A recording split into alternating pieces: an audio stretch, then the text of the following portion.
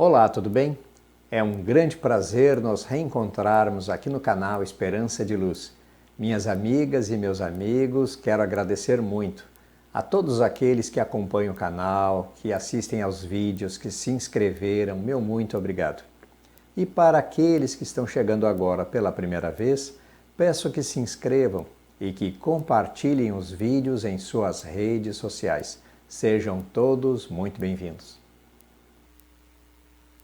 Muito bem, o título dessa exposição, o tema é Por que são apócrifos? Nós aqui iremos tratar sobre os textos, o que nós chamamos de evangelhos apócrifos.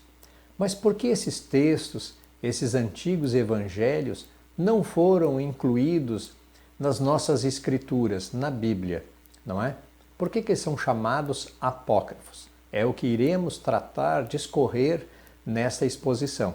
E desde já quero deixar assim de plano que o resultado das minhas pesquisas, das minhas reflexões, resultaram nesta exposição. Então ela é a minha opinião, não são verdades absolutas. Como eu já falei, já tratei em outras exposições, muitas vezes são assuntos, artigos de fé para muitas pessoas que têm as suas religiões, então sempre gosto de realçar. Essa é a minha ideia, é a minha opinião sobre os textos. Nós iremos tratar sobre alguns dos textos, porque são muitos. Reparei aqui que seriam mais interessantes quatro textos, 4 evangelhos que iremos tratar. E vou extrair uma ideia dele e iremos apresentar a ideia de cada um desses textos, que considero muito interessante a todos nós que estamos adentrando nesse universo do mundo espiritual, desse intercâmbio entre todos nós aqui na Terra, ditos vivos, e as entidades no mundo espiritual, os seres humanos que já fizeram a sua passagem. Muito bem. Algumas respostas que encontrei em minhas pesquisas relatam que os evangelhos apócrifos, eles são datados do início do cristianismo. Eles foram reunidos, os evangelhos, todos os textos, apócrifos ou não, eles foram reunidos no Concílio de Nicéia, na Turquia, no ano de 325, pelo imperador Constantino I. Ele reuniu vários bispos e através desse concílio é que se decidiu se colocar quais realmente os textos, os evangelhos que seriam canônicos. Já falaremos aqui sobre canônicos. Aqueles que não fossem assim colocados seriam ditos apócrifos, ou seja, não seriam considerados para se colocar nas escrituras. E uma coisa interessante também que aconteceu nesse concílio foi a divindade de Jesus, ou seja, colocando Jesus no patamar de Deus. Então se colocou como Jesus sendo Deus também, então a divindade de Jesus. Porque até então Jesus era colocado como sendo um profeta magnífico, com grandes mensagens que enobreciam a humanidade e que buscavam conduzir a humanidade a patamares melhores como seres humanos. Mas ele era colocado como um profeta. E somente no ano de 325, neste concílio, é que se colocou, então, se oficializou a divindade de Jesus. A maioria desses textos resgatados não foram reconhecidos pela Igreja e por isso não foram incluídos no cânone do Novo Testamento, da Bíblia, das Escrituras. Embora não exista até hoje assim um consenso do que é cânone, canônico, do que é apócrifo. Apenas para esclarecer, o termo apócrifo, que vem do grego, que significa que é alguma coisa escondida, alguma coisa que tem alguma coisa escondida, alguma coisa oculta. Então, apócrifo significa que existe alguma coisa por detrás, oculta, escondida. Bem interessante. Esses escritos eles já foram úteis pela Igreja em outros momentos, em outras épocas, mas eles não foram reconhecidos como divinamente inspirados, ou seja, não foram considerados pelos bispos e por Constantino como divinamente inspirados ou canônicos, que é a expressão, Por isso é que são chamados apócrifos. Então, os textos canônicos são aqueles que passam pelo crivo do cânon. O cânon, como o nome diz, o significado é de uma cana de medir, é uma régua de medir. Ou seja, é o crivo, é as regras que colocam quando um texto é divinamente inspirado ou quando não é. Então, quando não passa por esse crivo, por essa medida, ele foi considerado apócrifo. Então, não foi incluído nos textos. E é exatamente isso que delimita, ou seja, a Igreja utiliza essa medida, esta régua, o cânon, para poder definir, delimitar o que é divinamente inspirado daquilo que não é. Vamos falar agora sobre gnose. Por que falar sobre gnose? Porque há algumas afirmações de que estes textos apócrifos eram gnósticos. Mas essa tese também não é consenso, ou seja, há muita ainda falta de consenso nessas ideias. Os seguidores da filosofia gnóstica acreditam, é muito interessante, acreditam que pode-se chegar à elevação espiritual saindo da dor e do sofrimento através da busca do autoconhecimento. Isso é muito interessante, achei muito interessante. Os seguidores da filosofia gnóstica acreditam que essa elevação espiritual pode ocorrer através de intuição e de meditação. Então a pessoa, através de intuição, meditação, vai buscando se autoconhecer e com isso vai atingindo uma elevação espiritual, ou seja, o objetivo do gnóstico é esta elevação espiritual. E outra coisa interessante também, que esta elevação espiritual não pode chegar através da busca de informações terrenas e construindo um conhecimento. Isso eu achei muito interessante. Ou seja, eles acreditam que é como se contaminasse a sua elevação espiritual. Então, apenas através da intuição e da meditação, ou seja, a pessoa sozinha ou em pequeno grupo, com a mesma sintonia, o mesmo objetivo, através de intuição e meditação, é que a pessoa vai se autodescobrindo, através do autoconhecimento, e vai atingindo a elevação espiritual. Assim foi o resultado das minhas pesquisas sobre gnose também. É importante relatar que após a passagem de Jesus nos primeiros séculos, ocorreram várias interpretações sobre as mensagens, sobre as histórias deixadas pelo Nazareno.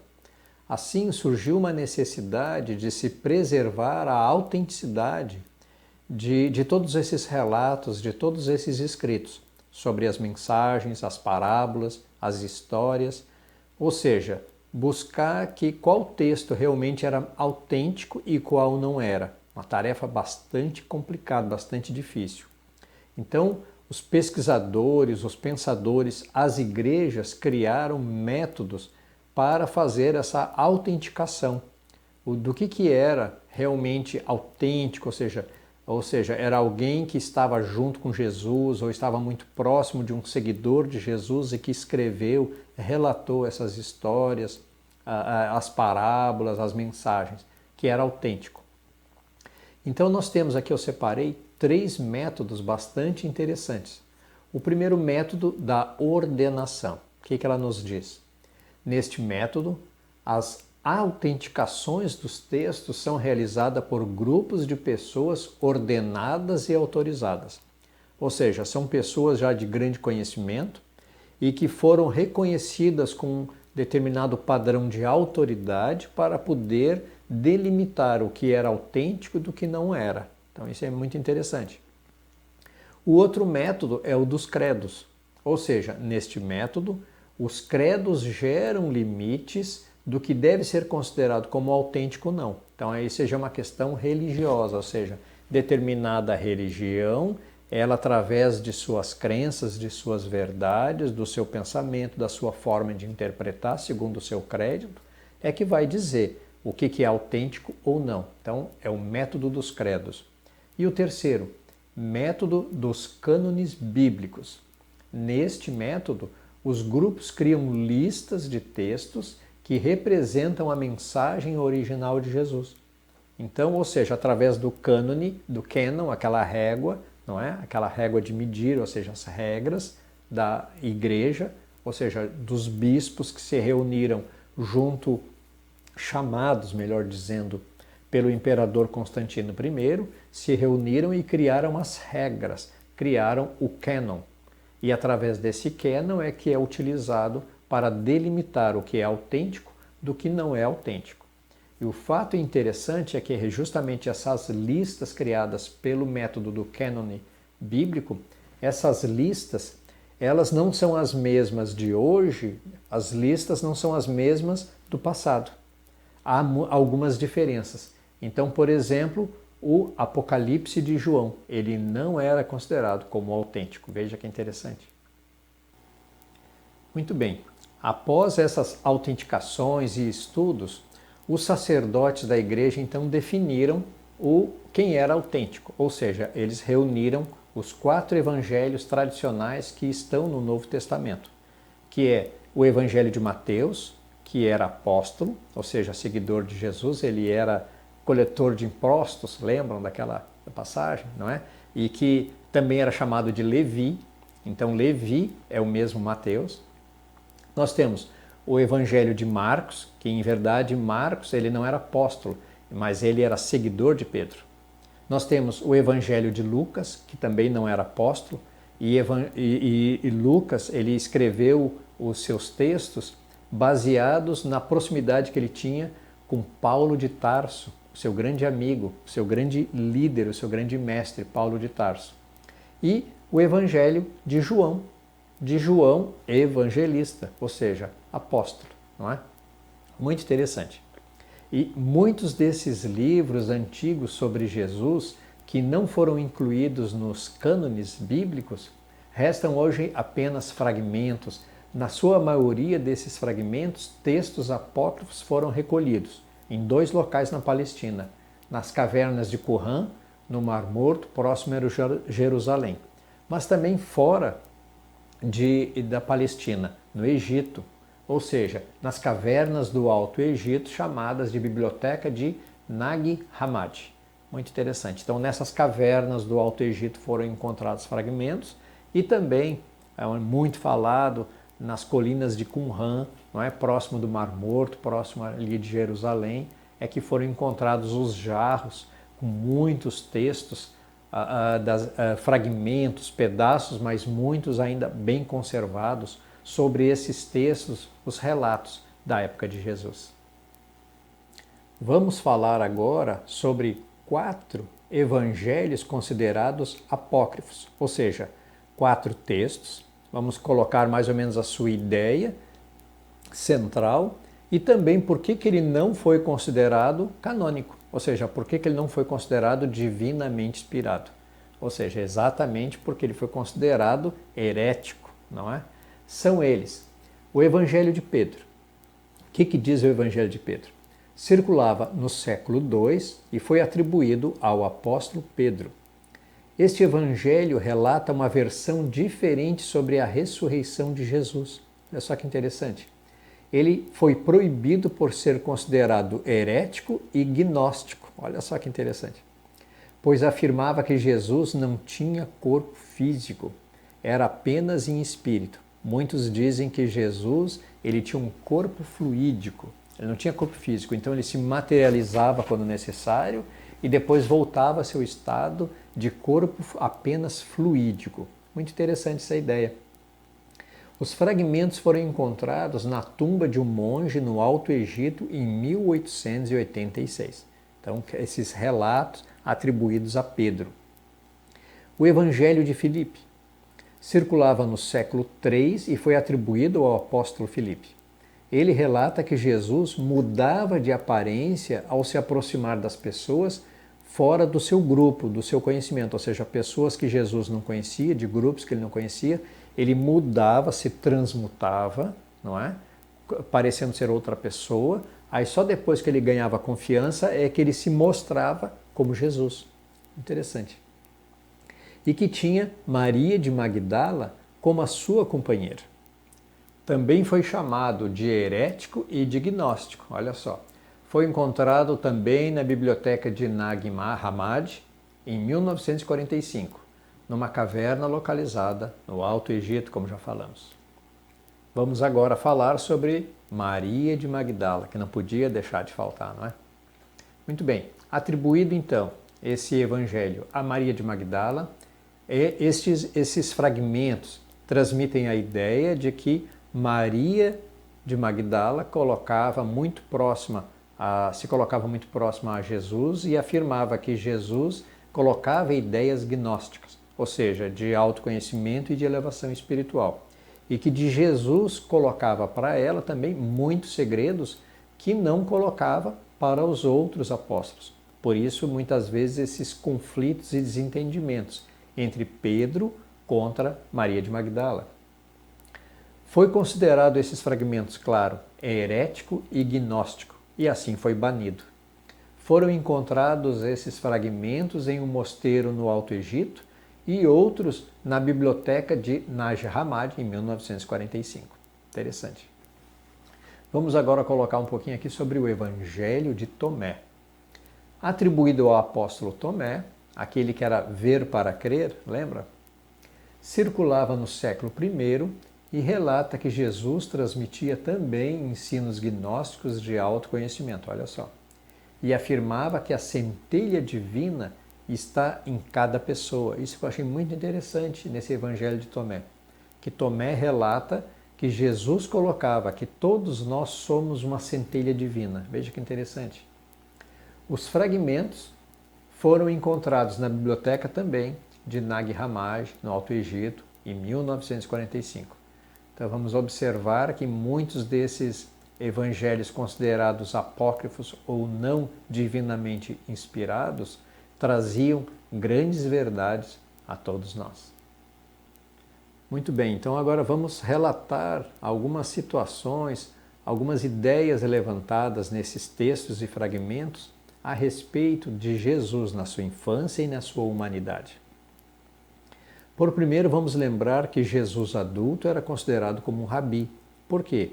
Porque ele interpretava as escrituras hebraicas, a Torá, dentro das sinagogas. Não é? Ele era um rabi.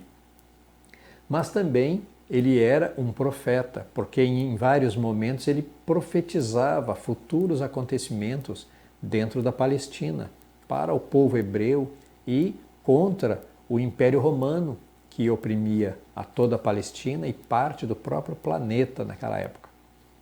Como, por exemplo, podemos falar sobre a predição de Jesus sobre o templo de Salomão. Lembram daquela parte? Que não ficaria pedra sobre pedra. E exatamente após a segunda diáspora, aonde o Império Romano realmente invadiu a Palestina, disseminando ou expulsando a todos, prendendo vários, não é? E aí aconteceu que eles destruíram o templo e se apoderaram de todos aqueles instrumentos, os artefatos de ouro de dentro do templo, foram todos para Roma. E aí o general Tito, então, através dessa destruição do templo e da própria Jerusalém, cumpriu a predição que Jesus tinha colocado lá atrás. Então Jesus era profeta, mas também era um rabi. Veja que interessante. Alguns desses fragmentos apócrifos relatam que Jesus, em sua infância, ele foi conviver com monges para aprender, para os ensinamentos, para se adentrar nesses ensinamentos que os monges realmente tinham de grande conhecimento. E outros relatos afirmam que Jesus foi viver junto com os essênios, exatamente, aquele grupo de hebreus muito dedicados à sua busca interior, se isolavam, não é? Viviam de forma de intuição, através de meditação, se trancavam lá, viviam nas colinas, isolados, e que Jesus foi até eles para realmente também aprender sobre esses ensinamentos, esses relatos no deserto. Foi muito interessante essas visões que foram colocadas nesses evangelhos apócrifos. Então, vamos lembrar que justamente esses relatos que afastavam Jesus do seu preceito como divindade, lembram? A divindade de Jesus, que foi colocado no Concílio de Nicéia em 325. Então, se Jesus foi até os monges ou até os essênios para aprender, para estudar melhor sobre o autoconhecimento, a busca da elevação espiritual, significa que Jesus não era Deus. Por isso, então, esses textos também foram considerados apócrifos, com certeza, e heréticos. Mas, por outro lado, se Jesus observava pela percepção dessas questões humanas, das questões do ser humano, Jesus se colocava verdadeiramente como um profeta. E assim vamos observar que Jesus ele se colocava muito mais como um homem à frente do seu tempo. Acho que essa que é a ideia-chave, essa que é a ideia principal. Jesus, fora desse atributo de divindade, Jesus era um grande profeta que predizia e também um grande mestre a todos nós de como nós sermos seres humanos melhores. Por isso ele estava à frente do seu tempo, um ser humano fantástico, abnegado de seus projetos pessoais como homem.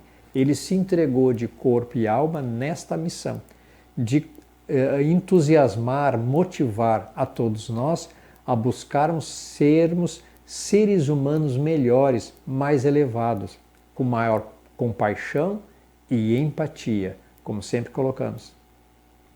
Uma outra ideia inspiradora que eu quero colocar a todos é que Jesus, então, através dessa ideia de buscar conhecimento, o autoconhecimento, buscar a sua elevação espiritual e depois transmitindo todas essas mensagens através da sua história de exemplo, as suas parábolas que traziam muitas mensagens, muitos ensinamentos, Jesus nos inspirava. Então, na verdade, Jesus era muito inspirador a todos nós.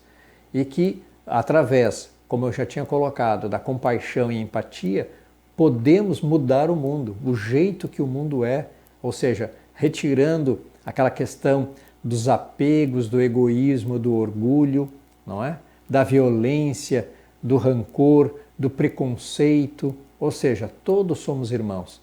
E Jesus o tempo todo colocava essas ideias exatamente de compaixão, empatia e de fraternidade. A conclusão que se chega então é que, observando Jesus como um ser humano, fica explícita a capacidade que cada um de nós tem de seguir os seus passos. Olha só que interessante. Ou seja, trazendo Jesus para a humanidade, retiramos a desculpa de que somente um Deus poderia fazer o que Jesus fez, não é verdade? Então, se Jesus não é Deus, Jesus é um profeta, Jesus, pela percepção de um homem à frente do seu tempo, demonstra que tudo o que ele fez, nós também podemos seguir e fazer. Essa que é a palavra-chave. Retirando a ideia de que é um Jesus, muitas vezes, como se colocam dentro dos templos, pregado numa cruz lá em cima na parede, ou seja, longe das pessoas. E Jesus não está lá. Jesus está aqui em nosso meio, junto conosco, nos apontando o caminho. Ele fez e cada um de nós tem plenas capacidade de fazer. Lembrando as palavras do próprio Mestre Jesus, onde ele dizia que cada um de nós pode fazer o mesmo que ele e muito mais. É só ter fé. Lembram dessa passagem? Continuando aqui, buscando, extraindo ideias desses textos considerados heréticos, gnósticos, apócrifos, a respeito dos relatos em que nos colocam a busca pela iluminação.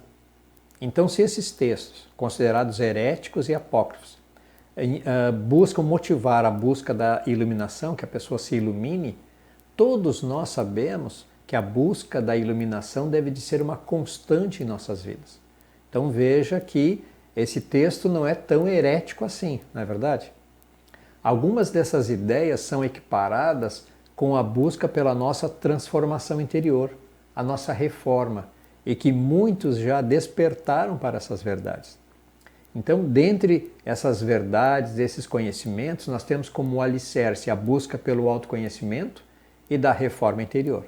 Ou seja, quem já não falou sobre transformação interior, sobre autoconhecimento? Todos nós, em algum momento, já falamos.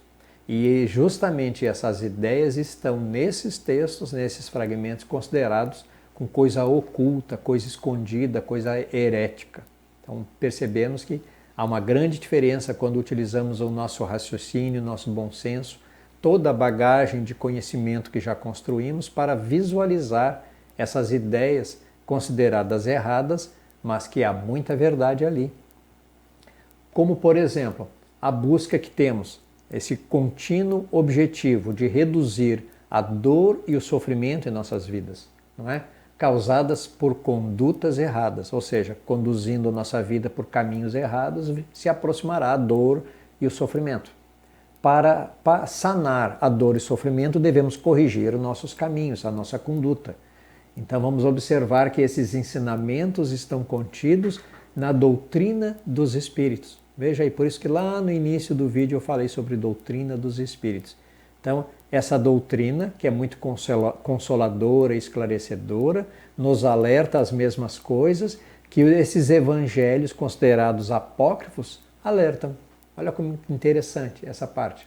Então é indiscutível que os 4 evangelhos canônicos representam este alicerce das ideias, das mensagens, das parábolas de Jesus, os ensinamentos, mas que jamais devemos desconsiderar todos os ensinamentos gnósticos dos evangelhos apócrifos, não considerando que a filosofia gnóstica esteja plenamente de acordo com o livro dos Espíritos, com a doutrina dos Espíritos. Não, mas que nós jamais devemos observar de uma forma radical que todos os ensinamentos lá existentes estão errados, de forma alguma. Ou seja, nós com certeza podemos extrair ideias que enriquecem a nossa busca pelo conhecimento, a nossa busca pela autoiluminação.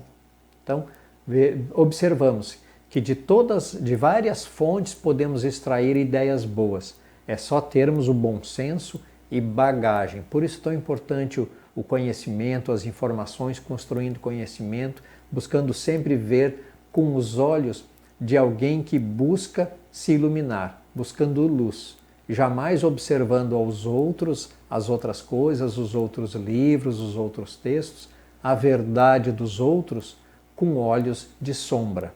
Então nós sempre devemos olhar para tudo e todos com olhos de luz.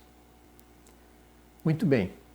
Seria, com certeza, uma ideia limitante e pretensiosa considerar todos esses textos apócrifos, esses fragmentos, como heréticos, como não confiáveis. Acho que essa que é a palavra.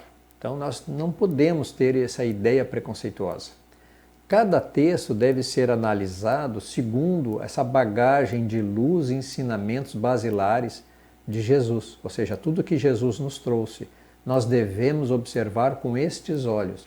Então, o legado de Jesus, ele é extremamente importante. E o legado dos espíritos que deixaram as suas mensagens a Allan Kardec, que estão de acordo com os preceitos de Jesus, também devem estar em conjunto. Então, cabe a cada um de nós decidir, avaliar o que é mais importante nos ensinamentos desses textos, daquilo que se deve seguir, daquilo que não se deve seguir.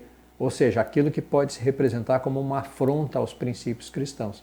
Então, o que estiver de errado, segundo os princípios cristãos, deve realmente ser afastado. Mas aquilo que estiver de acordo, não, porque senão seria extremamente radical e preconceituoso. Lembrando que todos nós já possuímos plenas condições, olha que interessante, de realizar esta avaliação. Todos nós, através do nosso bom senso, autoconhecimento e através desse atributo maravilhoso que é a nossa consciência. Ou seja, todos nós temos esse arcabouço de princípios que nos conduzem a melhor caminho na nossa transformação interior. Então a nossa consciência é esse atributo fantástico que nos permite, através dessa bagagem de informações, as nossas questões morais e éticas, o que nós já conseguimos ter em nosso coração e nossa mente de compaixão e empatia, todos esses atributos juntos vão nos colocar um olhar diferenciado, um olhar iluminado. Por isso que eu falei logo atrás sobre um olhar de luz. Então, se nós olharmos esses textos considerados errados, heréticos, apócrifos, com os olhos de luz, nós conseguiremos extrair esses conhecimentos tão interessantes a todos nós, que contribuem, que se somam. Então observem que a ideia central desta apresentação sobre os textos apócrifos é que, em verdade, como eu coloquei lá no início, não há um consenso de que eles estão plenamente errados, que eles são todo errado. Essa é que é a palavra. Então vamos observar que podemos sim considerar aqueles textos como importantes, como foram considerados no início dos primeiros tempos da era cristã, mas que depois, através dos concílios, é que foram considerados como errados, como não divinamente inspirados. Então vamos perceber que esta régua, esse cânon, está com algumas falhas, não é verdade? Não podemos dizer assim, está com algumas falhas nesses critérios, nessas regras, porque aqueles textos têm muito a ensinar a todos nós. Então, meus amigos, esta é a mensagem. Vamos encerrar essa exposição agradecendo a todos vocês que assistiram a este vídeo, que se inscreveram, meu muito obrigado. Para aqueles que chegaram agora pela primeira vez, se gostaram do canal, peço que se inscrevam e que compartilhem os vídeos em suas redes sociais. Convido a todos a nos reencontrarmos em uma próxima exposição. Meu muito obrigado e até lá!